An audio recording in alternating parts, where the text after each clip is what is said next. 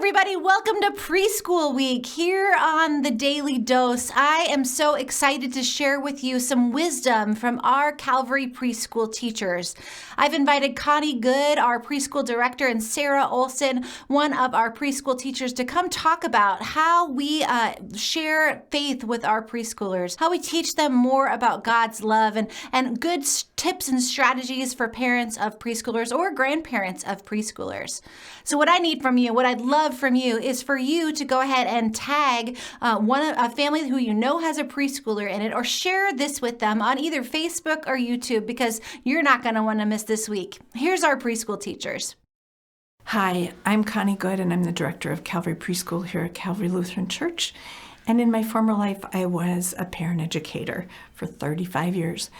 And one of the favorite topics of parents was discipline and how to discipline with love. Lots of different ideas about discipline, lots of information coming from a lot of different places about how to discipline your child. There's a book on how to talk so kids will listen and listen so kids will talk. Loving your child is not enough. Multiple books on multiple shelves, plus all of the wonderful or not so wonderful advice coming in from multiple sources. Even when you're in a store, someone can come to you and say, well, this is what I would do if I were you. So we need to kind of hone in on what is our technique, what is your technique, what fits for your family. And I'm not saying any of the things that I'm telling you today are the right things. You need to find the things that work for you, that make your child feel loved, cared for, and that you set the limits clearly. Because children need and want clear limits, even if they push. And children will push. That is what preschoolers do. They will say no, they will throw a temper tantrum, they will do all sorts of things to not have to follow the instruction that you just gave them. And then they'll catch us off guard someday and just do what we say. And we say, oh, good, I'm done with that one. And a week later, they're back saying no to that very same thing again. So we need to stay consistent, which is really hard to do. And we need to follow through with whatever we say we're going to do. If we want behaviors to be repeated, which we do, and we want to have fair and good expectations for our children, which we do, and we want to have strong and good and fair expectations for our children, developmentally, we need to know where kids are at, that 3 and 4-year-olds, 2, 3, 4-year-olds really don't have that ability to stop themselves if they really want to do something. They probably know it's wrong, and they can look at you and say, yep, I know that's wrong. But they still will do it because that's what their brain is telling them to do. So what we want to do is look for them being good. Look for them doing what our expectations have been laid out to them. So look for reasons to praise those expected behaviors. So praise the things that you expect and that they usually can do. Even if they've shown you that they can do it frequently, still praise. Children never tire of praise. So I was asked that question one time, can you ever overpraise your child? And my answer to that question is, only if it's insincere, only if it's not true, only if it's about something that they can compare and say, it isn't.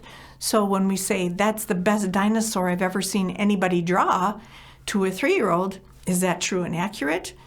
If it's not, then we don't want to use that praise.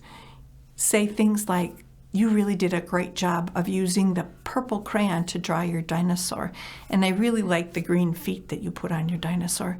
So make it true about their effort to do something versus the end product, because the process becomes more important than the end product, and that's what we're looking for with our kiddos. Notice when they're meeting expectations at difficult times, such as waiting, and there's a lot of waiting time sometimes at Christmas.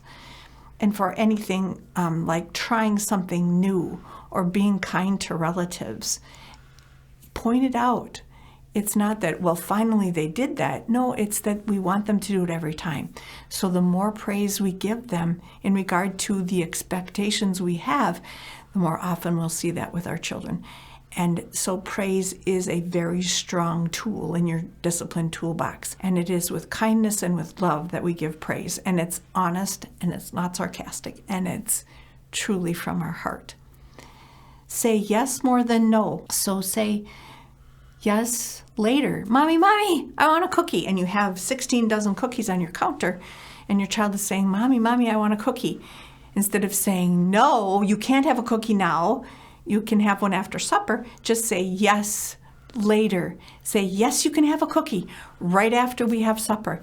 Yes, you can do that right after we have snack. We're going to go outside. Yes, later. Yes, after. Say yes first before you say no, with conditions that have to occur before that can happen. They'll accept it much better than saying no to them. Also use the when and then. So when you do this, then you can do this. So when the toys are picked up, then we can have our snack. When you get your teeth brushed, then I can read a story to you. So your consequence is built right in. So, Mommy, please read me a story. Are your teeth brushed? No. When you brush your teeth, then I will read the story. So the when-thens prevent you from having to go into full-blown consequence for a behavior that's not acceptable. Use appropriate consequences when needed. So say what you want them to do. Give them the command, please go brush your teeth, and say it once and wait 5 to 10 seconds. We often repeat our commands every 3 seconds, and our children don't have time to process.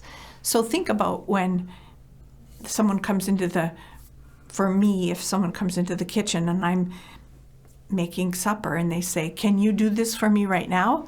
And it's like, I'm not going to listen to them. I don't have time. My hands are in something. So if you want it done right away, it's more respectful to wait that 5 to 10 seconds and let them process it, and then make sure they've heard you by getting a little closer and say it again to make sure that you know that they've heard it. And then make the consequence short if they can't handle it. If they can't manage what you've asked them to do and they say no or they refuse, then think of a consequence that's short, because their attention span is short, so that the consequence is over in a short period of time, and then ask them to do it again and see if they'll comply. And then make sure you can follow through, because if you can't follow through with what you say you're going to do, no matter what it is, then your child can't trust you and can't depend on you to do what you say you're going to do. So my favorite example always of following through is with a positive thing. So taking my boys to get a haircut when they were little, and I'd say, when you sit really nicely in the chair and get your haircut, then we're going to go get a donut, which is probably a really bad consequence or a really bad reward for doing something good, but it was back in the day and they loved donuts. So when they were in their chair sitting very nicely for their haircut, then I'd say, now we can go get a donut. And they would get in the car and we would be driving, and they would say, Mom, are we really going to go get a donut? And I would say, never mind, I don't have time, we can't get a donut now. How would that make your child feel? There's no follow through. And would you really do that? What happens is that the child begins to not trust you. It's the same with discipline. If you say you're going to do that something, then you need to do it. So an example of that would be if your child doesn't pick up their toys and you say, please pick up your toys, and they say, no, I'm not going to pick up my toys, and they run away, and you say to them for a consequence, say it again, please pick up your toys, and they say, no, I'm not picking up my toys. Then you say, well, pick up the blocks. And they say, no, I'm not picking up the blocks. Then you say, okay, Mommy's going to pick up the blocks, and they're going to go away for the rest of the day. Then pick up the blocks and put them away. Because if you threaten and don't do it, like, we're going to throw all your toys in the garbage, you're really not going to throw all their toys in the garbage. But think of something that you can do and follow through with, because then they'll believe you when you give a consequence that there will be follow through. And follow through is the most important piece to discipline. Is if you say it, then you need to do it. And children will trust you, and their lives will be predictable. And that's what is most important for kiddos, that their life is predictable, that my mom or my dad says something and that's what they mean, and they'll follow through with it. So our scripture verse for today is 1 Corinthians 13, 1 through 3. If I speak in the tongues of men or of angels but do not have love, I am only a resounding gong or a clanging cymbal. If I have the gift of prophecy and can fathom all mysteries and knowledge, And if I have a faith that can move mountains, but do not have love, I am nothing. If I give all I possess to the poor and give over my body to hardship that I may boast, but do not have love, I gain nothing. So think about the love that you have for your children and the importance of showing your dependability and predictability by having firm discipline with consequences that you can follow through with, and all the while looking for the things that you can praise them for every day, even if they're expectations you've already had. Thank you for listening today.